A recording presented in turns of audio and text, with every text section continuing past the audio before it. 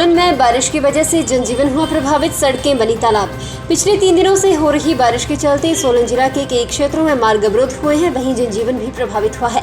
सोलन शहर की बात करें तो लगातार जारी भारी बारिश से सड़कें तालाब बनती जा रही हैं। किसानों के चेहरे पर भी मायूसी छा गई है और खेतों में खड़ी फसल के खराब होने का अंदेशा बना हुआ है। बारिश के कारण शहर के बाजारों में भी रौनक गायब हो गई और काफी संख्या में लोगों ने बाजारों का रुख कम किया। जिला के कुछ क्षेत्रों को छोड़कर फिलहाल बारिश के चलते कहीं से किसी बड़े नुकसान की खबर सामने नहीं आई है। वहीं मौसम विभाग की माने तो शुक्रवार से मौसम परिवर्तनशील रहने की संभावना है।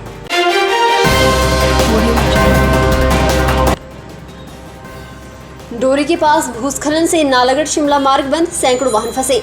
नालागढ़ शिमला राजमार्ग पर डोरी के पास सुबह हुए भूस्खलन से मार्ग बंद हो गया है। पहाड़ी से आए मलबे से मार्ग बिल्कुल अवरुद्ध हो गया है और दोनों ओर वाहनों की लंबी लंबी कतारें लग गई। हालांकि घटना की सूचना मिलते ही लोक निर्माण विभाग के कर्मचारी जेसीबी मशीन लेकर पहुंच गए और मार्ग को खोलने का कार्य जारी है। मार्ग पर भारी मात्रा में आए दलदल को हटाने के लिए कर्मचारियों को खासी मशक्कत करनी पड़ी और जाम में फंसे वाहन और चालक अन्य लोगों को काफी परेशानी का सामना करना पड़ रहा है। लोक निर्माण विभाग के सहायक अभियंता राजकुमार शर्मा ने बताया कि सुबह करीब 7 बजे इस स्थान पर पहाड़ी से भारी मलबा आ गिरा था। मलबा हटाने का कार्य युद्ध स्तर पर जारी है। कालका शिमला रेल ट्रैक पर पटरी से उतरी रेल कार, सवार थे 9 यात्री। विश्व धरोहर कालका शिमला रेलवे ट्रैक पर बड़ोक टनल से ठीक पहले रेल कार पटरी से उतर गई। बारिश के बीच रेल कार अगले 2 पहिए पटरी से उतर गए। हादसे के बाद रेल कार में सवार यात्रियों को बीच जंगल में परेशान होना पड़ा। रेल कार कालका से शिमला की ओर जा रही थी। जानकारी के अनुसार रेल कार यात्रियों को लेकर सुबह करीब 5 बजे कालका से शिमला की ओर चली थी। ये कुमारहट्टी से 6:55 पर बड़ोक के लिए निकली थी। जैसे ही रेल कार 7:05 पर 33 नंबर बड़ोक टनल के समीप पहुंची तो डिले हो गई। हादसे के वक्त रेल मोटर कार में करीब 9 यात्री सवार थे। इसकी क्षमता भी 15 के करीब है। गनीमत ये रही कि कोई बड़ा हादसा होने से टल गया। इसकी जानकारी शिमला और अंबाला में अधिकारियों को दी गई। अधिकारियों के वहां पहुंचने के बाद ही जांच शुरू होगी और घटना के कारणों का पता लगाया जाएगा।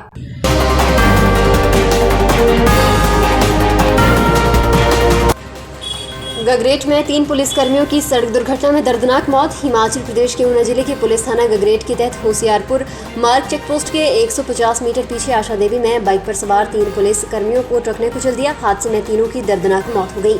3 पुलिस जवानों को रौंदने वाले आरोपी ड्राइवर को पुलिस ने ट्रक सहित पकड़ लिया है। हमीरपुर पुलिस ने नादौन के जलाड़ी में ढाबे के समीप आरोपी ड्राइवर को गिरफ्तार किया है।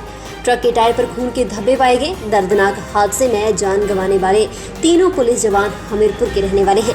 परिजन शव लाने के लिए ऊना रवाना हो गए। जानकारी के अनुसार बुधवार रात लगभग 10:30 बजे तीनों जवान एक बाइक पर सवार होकर आशा देवी स्थित पुलिस चेकपोस्ट पर जा रहे थे। इसी बीच रास्ते में ट्रक ने उनकी बाइक को कुचल दिया। तीनों सिविल ड्रेस में थे, लेकिन आई कार्ड से उनकी पहचान की गई। ऊना पुलिस ने इस हादसे को लेकर शोक व्यक्त किया है।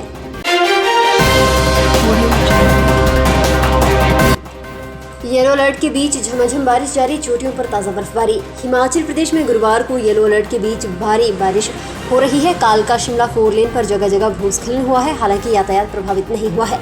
4 लेन कंपनी की मशीनें सड़क पर आए मलबे और पत्थरों को हटाकर मार्ग को यातायात के लिए बहाल कर रही है।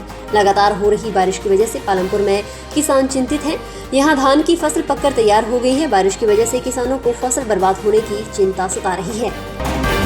सब्सक्राइब करें हमारे YouTube चैनल को और ताज़ा खबरों की नोटिफिकेशन पाने के लिए प्रेस करें बेल आइकन को। प्रधानमंत्री गरीब कल्याण अन्न योजना के तहत कोरोना काल में सभी BPL परिवारों को मुफ्त राशन उपलब्ध करवाया जा रहा है। दीनदयाल उपाध्याय की जयंती के उपलक्ष्य पर 25 सितंबर को आयोजित किए जाने वाले प्रधानमंत्री गरीब कल्याण अन्न योजना संवाद कार्यक्रम का हमीरपुर जिला में सीधा प्रसारण दिखाया जाएगा। राज्य स्तरीय कार्यक्रम शिमला के राज्य अतिथि गृह पीटर हॉफ में आयोजित होगा, जिसमें केंद्रीय खाद्य नागरिक आपूर्ति एवं उपभोक्ता मामले मंत्री पीयूष गोयल हिमाचल के लाभार्थियों से संवाद करेंगे। जिला में उचित मूल्य की सभी 296 दुकानों में भी सीधा प्रसारण दिखाने की व्यवस्था होगी। इनके अलावा सभी SDM BDO और पंचायत कार्यालय भी ऑनलाइन माध्यम से इस कार्यक्रम से जुड़ेंगे। हिमाचल प्रदेश के 17 फर्म में बागबान और अन्य लोग अमेरिका, इटली आदि देशों से सेब और चेरी के पौधे मंगवा रहे हैं। राज्य सरकार के बागवानी विभाग ने इन्हें इसके लिए प्रमाण पत्र जारी किए हैं। इस संबंध में आरटीआई एक्ट के तहत जिला शिमला के तहसील रोहडू के गांव शीर निवासी हरीश चौहान ने जानकारी मांगी तो उन्हें संयुक्त निदेशक बागवानी ने बताया कि विभाग ने अपने स्तर पर जो पौधे मंगवाए हैं उन्हें उसकी जानकारी उसके पास है। जो पौधे अन्य आयातकों ने मंगवाए हैं उसकी उनके पास कोई जानकारी नहीं है। क्या सभी आयातक प्लांट क्वारंटीन के मानकों का अनुपालन कर रहे हैं या नहीं, इस पर विभाग का कहना है कि ये काम बागवानी विश्वविद्यालय नौणी की ओर से किया जाता है। इसमें अपनी भूमिका होने से ही इनकार कर दिया गया है।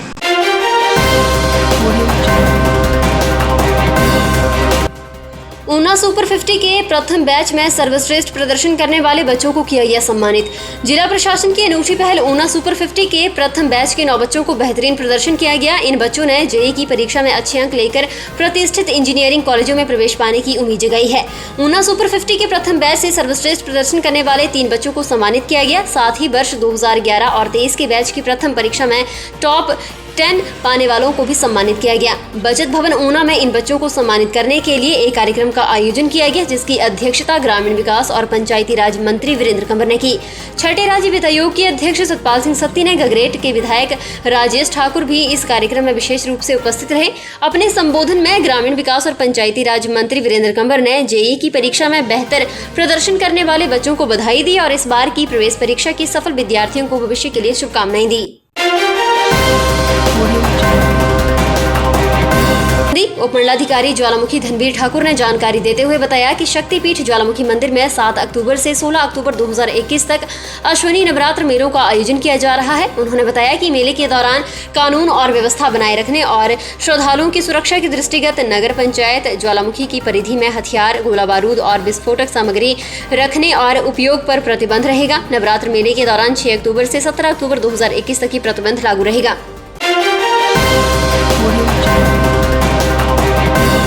शास्त्रीय अध्यापक का एक पद दृष्टि बाधित वर्ग से भरा जाएगा। अनुबंध आधार पर भरे जाने वाले इस पद के लिए 29 सितंबर को सुबह 11:30 बजे उपायुक्त कार्यालय हमीरपुर में साक्षात्कार लिए जाएंगे। प्रारंभिक शिक्षा उपनिदेशक ने बताया कि 23 सितंबर 2021 को सभी आवश्यक शैक्षणिक योग्यताएं पूरी करने के लिए अध्यापक पात्रता परीक्षा पास हिमाचली दृष्टिबाधित दिव्यांग उम्मीदवार साक्षात्कार में भाग ले सकते हैं। अभ्यर्थी का नाम विशेषकर रोजगार हिमाचल प्रदेश के कार्यालय में पंजीकृत होना चाहिए। उम्मीदवारों की पात्रता और अन्य नियमों का विवरण प्रारंभिक शिक्षा निदेशक विभाग की वेबसाइट पर उपलब्ध करवा दिया गया है। फिलहाल के लिए बस इतना ही और बड़ी खबरों के लिए बने रहे न्यूज़ सुपर भारत के साथ।